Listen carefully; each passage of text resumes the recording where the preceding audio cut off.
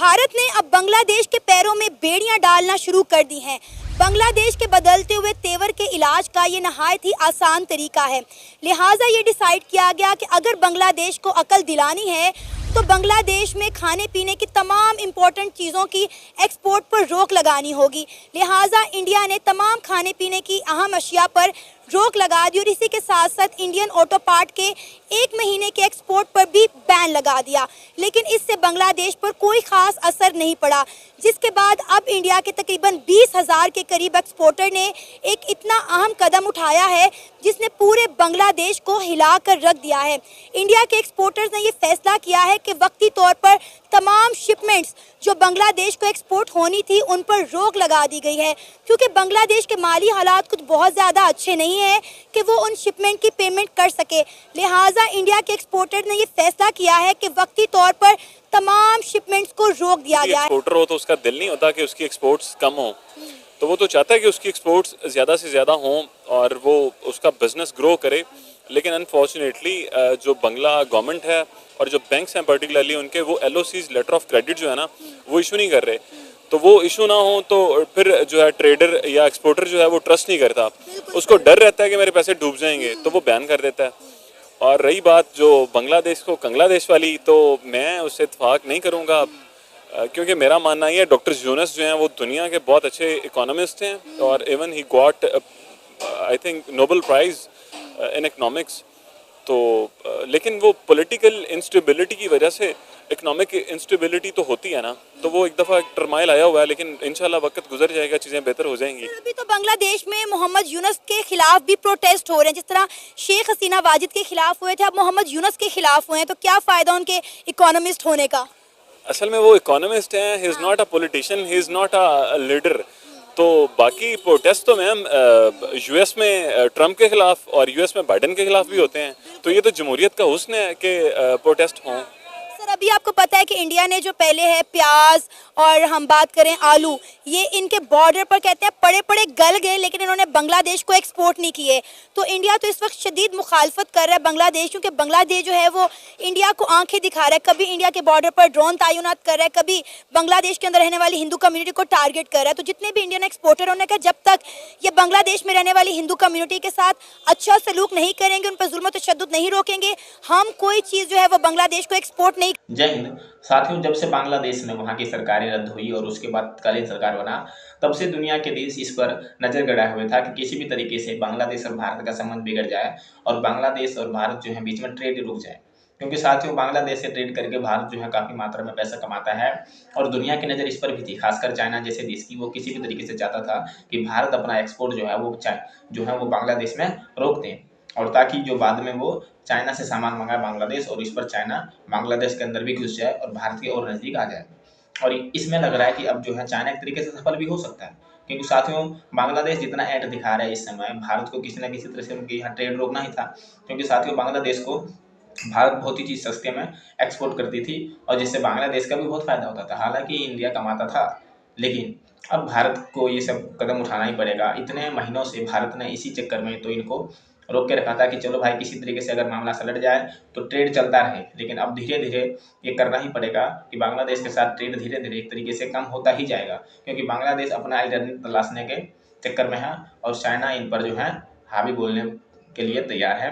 जिस तरीके से उसने श्रीलंका को फंसाया, लग रहा है कि इस तरह से ये बांग्लादेश को बिना ये अपने जाल में फंसा ले। असल में ये बात यहाँ से शुरू हुई थी। बेसिकली बांग्ला के अंदर जो हिंदू कम्युनिटी माइनॉरिटी है, वहाँ पे उनके कुछ राइट की वायलेशन हुई थी, उनके साथ कुछ हुआ था, तो वहाँ से ये सिस्टम शुरू हुआ है। तो मेरे ख्याल से इतनी शिद्दत नहीं है और चीज़ें बेहतर होने के चांसेस हैं, क्योंकि मोदी साहब भी और पाकिस्तान भी, इवन चाइना भी, जितने रीजनल नेबर्स हैं ये सारे चाहते हैं कि वहाँ पे स्टेबिलिटी हो, और पाकिस्तान, चाइना, इंडिया सारे अपना रोल प्ले कर रहे हैं, क्योंकि मैम रीजनल स्टेबिलिटी हमारी डोमेस्टिक स्टेबिलिटी के लिए भी बड़ी पर्टिनेंट है। वैसे आपको लगता है कि बांग्लादेश की इतनी वर्थ है कि वो इंडिया को आंखें दिखा सके? 1971 की बात करें तो यही इंडिया था जिसने बांग्लादेश को सपोर्ट किया था और इसको ग्रो करने में हेल्प की थी।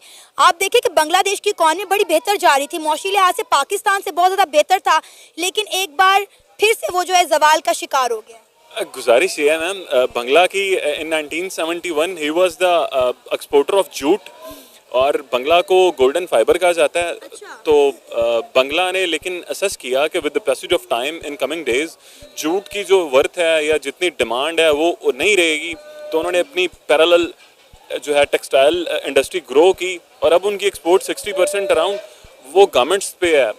तो इकोनॉमिकली तो वो ठीक है। जो बात है इंडिया की, तो इंडिया ने ज़ाहिरी सी बात है पाकिस्तान के हमेशा अगेंस्ट कॉन्स्पिरेसीज की हैं और जहाँ जहाँ भी उनको लगा है और उन्होंने अपना, अब देखें ना हमारे बलूचिस्तान की इंस्टेबिलिटी को लेके देखें, कुलभूषण जाधव का पकड़ा जाना, उसकी डिटेंशन है, तो ये सारा इंडिया कर रहा है मैम।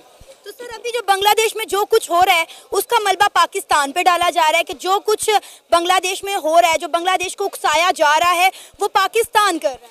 पाकिस्तान ने हमेशा सिंस इंसेप्शन इन 1947 पाकिस्तान ने हमेशा बड़ा पॉजिटिव रोल प्ले किया है एंड मतलब अपने नेबर्स में और रीजनल स्टेबिलिटी में। अगर अफगानिस्तान की हमारे वेस्टर्न बॉर्डर पे अफगानिस्तान बैठा है या ईस्टर्न बॉर्डर पे इंडिया है या कश्मीर है, तो पाकिस्तान ने हमेशा जो है ना वो अमन का पैगाम दिया और पाकिस्तान ने हमेशा कोशिश की है। और 1974 3 फेब 1974 को जब हमने इंटरनेशनली रिकग्नाइज किया बांग्लादेश को, तो तब से हमारी नेक तमन्नाएं और दुआएं बांग्लादेश के साथ हैं और हमारी बड़ी ट्रेड भी होती है बांग्लादेश के साथ। सर अभी आपने बात की कि बांग्लादेश जो है वो कपड़े का बहुत बड़ा एक्सपोर्टर है, टेक्सटाइल इंडस्ट्री की बहुत बड़ी कमांड है बांग्लादेश के पास, लेकिन अभी तो उनकी सारी टेक्सटाइल इंडस्ट्री भी तबाह बर्बाद हुई पड़ी है। आप देख रहे हैं कि किस तरह जो है बांग्लादेश जो है वह एहतजाजों की आग में जल रहा है। इंडिया ने जो है बांग्लादेश को जो है अकल दिलाने के लिए 365 डेज का एक प्लान तैयार कर लिया। उन्होंने कहा जी हम इनकी टेक्सटाइल इंडस्ट्री तबाह बर्बाद कर देंगे। जितना भी इंटरनेशनल एक्सपोर्टर जो है वो बांग्लादेश के पास पहले जाता था, अब वो इंडिया के पास आया करेगा। बेसिकली मैम इंडिया दुनिया की one of the fastest growing economy है। इवन वो अब मतलब अपनी रीजनल स्टेबिलिटी की अगर हम बात करते चलें तो वो रीजन में भी बैलेंस ऑफ पावर का इशू आ गया हुआ है। इंडिया बहुत तेज़ी से और बड़ी उसने तरक्की की है, तो वो तो चाहता है। अब देखें ना एप्पल को वो ले गया इंडिया में, वो चीप लेबर प्रोवाइड कर रहा है और स्किल्ड लेबर प्रोवाइड कर रहा है, तो वो तो मैम बिल्कुल एग्जैक्टली वो टेक्सटाइल इंडस्ट्री में भी वो मात देगा। जब से बांग्लादेश आज़ाद हुआ था तब से बांग्लादेश ने इस बार अपनी औकात चरम सीमा पे दिखा दिया इंडिया को, और बांग्लादेश की जो सोच है इस समय वो और वहाँ के लोगों की भी साथियों साफ दिखने में जाहिर हो रही है कि बांग्लादेश के जो आम लोग भी हैं वो भी किसी भी तरीके से भारत के द्वारा किए गए एहसानों को भूल चुकी है। इतने एहसानमंद हो चुके हैं ये कि इसको कुछ याद ही नहीं है कि भारत ने इतिहास में इनके लिए क्या क्या किया। ठीक है साथियों, दुनिया से लोहा तक लिया था, अमेरिका जैसे देश से लोहा लिया था इंडिया ने कि बांग्लादेश बन जाए।